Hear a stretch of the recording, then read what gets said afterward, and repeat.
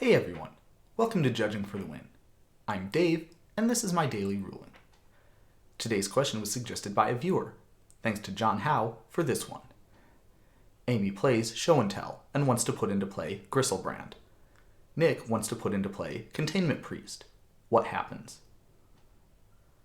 So, this is a really interesting question, and the first thing we need to know in order to figure out the answer is that Containment Priest's ability is a replacement effect. You can tell because of the word instead. Now, what that means in this case is that Nick is probably not going to be super excited about how this works out. You see, replacement effects function by looking out for events that they can replace and intervening before they happen to replace them with a completely different event.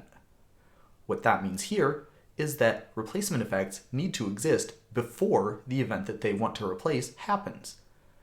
Accordingly, it's not possible for Containment Priest to apply to Gristlebrand entering the battlefield because Gristlebrand is entering the battlefield at the same time. Gristlebrand would need to be entering the battlefield after Containment Priest in order for Containment Priest to prevent it from getting into play. This is the same reason why Clone is generally not considered to be a good counter to Show and Tell decks.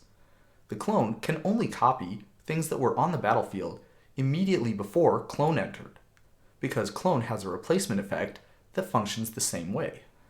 You get to choose immediately before Clone enters the battlefield, which is when that replacement effect applies.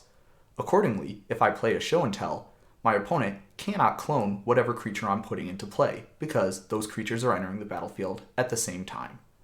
If you are paying close attention, you might have noticed something that seems a little bit contradictory in the two cases that I presented.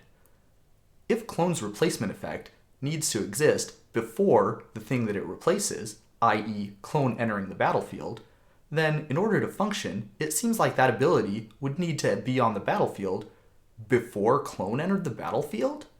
Now that doesn't make any sense, does it?